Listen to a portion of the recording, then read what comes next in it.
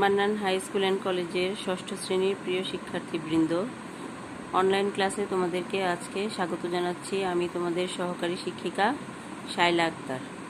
আজকে আমরা চারুপাঠ বইয়ের একটি গল্প সম্পর্কে আলোচনা করব, যেটার নাম হচ্ছে নীল নদ আর পিরামিডের দেশ। লিখেছেন সৈয়দ মুস্তফা আলী।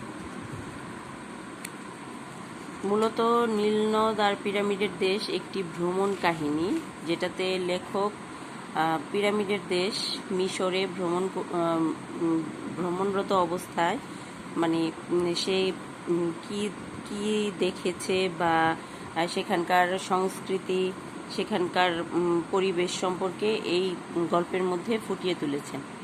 তো অনলাইন ক্লাসে আমাদের হয়তো সম্পূর্ণ গল্প পড়ে শোনানো সম্ভব হচ্ছে না, এজন্য আমরা পাঠ পরিচিতি সম্পর্কে পড়ব।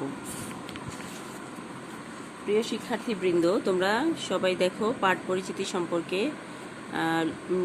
লেখক এই গল্পের মূলত পাঠটা মূলত কি সম্পর্কে লেখা, এই সম্পর্কে এই পাঠ পরিচিতির মধ্যে আলোচনা করা হয়েছে। বিশ্বের প্রাচীনতম সভ্যতাগুলোর মধ্যে একটি হচ্ছে মিশর। প্রাগৈতিহাসিক যুগ থেকে মিশরের নীলনদকে ঘিরে গড়ে উঠেছিল এই সভ্যতা। মিশরের আবহাওয়া শুষ্ক বলে ওই সভ্যতার অনেক নিদর্শন কালের কবলে হারিয়ে যায়নি। মধ্যপ্রাচ্যের এই দেশটি, বিশেষ করে কায়রো শহরের পরিচয় তুলে ধরা হয়েছে পঠিত রচনায়। রচনাটি সৈয়দ মুস্তফা আলীর জলে ডাঙায় গ্রন্থ থেকে সংক্ষিপ্ত ও পরিমার্জিত করে সংকলন করা হয়েছে। এই রচনায় এসেছে চারিদিকে মরুভূমি ঘেরা ঐতিহাসিক কায়রো শহর, কায়রোর অদূরে গিজে অবস্থিত পিরামিড ও মিশরের ভুবন বিখ্যাত মসজিদের প্রসঙ্গ। এসবের আকর্ষণে সারা বিশ্বের পর্যটকরা ছুটে যায় কায়রো অভিমুখে। কায়রো শহর আলোয় ভরে যায় রাতের বেলায়। রেস্তোরাঁগুলো থেকে ভেসে আসা নানা রকম খাবার দাবারের সুগন্ধ বাড়িয়ে দেয় পথচারীদের ক্ষুধা। অদূরেই গিজে শহরে রয়েছে প্রাচীন মিশরীয় সভ্যতার আকর্ষণ ও পৃথিবীর সপ্ত আশ্চর্যের একটি মিশরের পিরামিড। পিরামিড নির্মিত হয়েছিল মিশরের প্রাচীন সম্রাট ফারাওদের মৃতদেহ মমি হিসেবে কবরস্থ করে রাখার জন্য। পাথরের চাই দিয়ে তৈরি বিশালাকার সমাধি স্তম্ভ এটি। নীলনদ আর পিরামিডের পরেই মিশরের অতুলনীয় আকর্ষণ হচ্ছে সেখানকার ভুবন বিখ্যাত অপূর্ব সৌন্দর্যের মসজিদগুলো। এসবের টানে সমজদার আর ঘরছাড়া মানুষ ছুটে যায় মিশরে। মূলত এটি একটি ভ্রমণ কাহিনী এবং ভ্রমণ পিপাসু মানুষেরা সবসময়ই তাদের একটা আকর্ষণের কেন্দ্রবিন্দু হচ্ছে মিশর। কারণ মিশরে অনেক প্রাচীন সভ্যতার নিদর্শন পাওয়া গেছে এবং এগুলো নিয়ে বিজ্ঞানীরা, গবেষকরা এখনও পর্যন্ত গবেষণা করে যাচ্ছে, বিশেষ করে পিরামিডের গায়ে খোদাইকৃত যেই ভাষাগুলো সেগুলো নিয়ে, এবং সেখানকার সেখানে কি লেখা আছে এই লেখার অর্থ জানার জন্য মূলত বিভিন্ন গবেষকরা গবেষণা চালিয়ে যাচ্ছেন। তো মিশর এই জন্যই মূলত সব পর্যটকদের আকর্ষণের একটা কেন্দ্রবিন্দু, এবং সেখানকার মসজিদগুলো মানুষের নজর কাড়ে। তো এখানে নীলনদ আর পিরামিডের দেশ, এই গল্পটি তোমরা খুব সুন্দরভাবে প্রতিটা লাইন করে সুন্দরভাবে পড়বে। খুব সুন্দরভাবে এখানে নীলনদ আর পিরামিডের দেশের মধ্যে লেখক খুব সুন্দরভাবে উপমা দিয়ে বিভিন্নভাবে বিভিন্ন দেশের মানুষের বর্ণনা, তারপরে মিশরের খাবারের বর্ণনা এগুলো দিয়েছেন। এগুলো তোমরা ভালোভাবে পড়বে, তাহলে তোমরা সৃজনশীল প্রশ্নগুলো ভালোভাবে উত্তর করতে পারবে।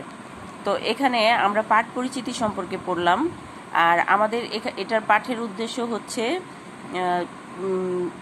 আমরা বাংলাদেশি, সাধারণত বাংলাদেশের সংস্কৃতি সম্পর্কে আমরা জানি, কিন্তু দেখা গেছে যে আমাদের পার্শ্ববর্তী দেশ বা দূরবর্তী কোনো দেশের সংস্কৃতি সম্পর্কে আমরা জানতে পারবো।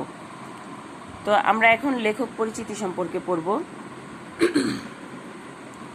বাংলা সাহিত্যের অন্যতম শ্রেষ্ঠ রম্য রচনা ও অনন্য গদ্য শৈলীর স্রষ্টা সৈয়দ মুজতবা আলী। তার জন্ম আসামের করিমগঞ্জে 1904 সালে। রবীন্দ্রনাথের স্নেহ সান্নিধ্যে 5 বছর লেখাপড়ার পর তিনি শান্তিনিকেতন থেকে স্নাতক হন। এছাড়া তিনি আলিগড় কলেজ, বার্লিন বিশ্ববিদ্যালয় ও কায়রোর আল আজহার বিশ্ববিদ্যালয়েও অধ্যয়ন করেছেন। মূলত রম্য রচয়িতা হিসেবে বাংলা সাহিত্যে খ্যাত এই লেখকের উল্লেখযোগ্য গ্রন্থগুলো হচ্ছে শবনম, দেশে বিদেশে, পঞ্চতন্ত্র, চাচা কাহিনী, জলে ডাঙায় ইত্যাদি। তিনি 1974 সালে মৃত্যুবরণ করেন।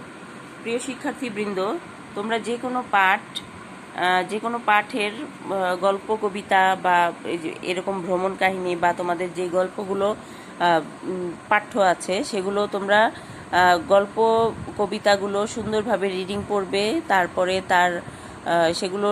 সেগুলোকে বোঝার চেষ্টা করবে এবং মূলত পাঠ পরিচিতিটা তোমাদের জন্য সংযুক্ত করা হয়েছে এজন্য যাতে তোমরা গল্পের মূল ভাবটা বুঝতে পারো এবং গল্পে মূলত কি বলা হয়েছে সেটা বুঝতে পারো। এবং তোমাদের আরেকটা খুব ইম্পর্টেন্ট কাজ হচ্ছে লেখক পরিচিতিটা।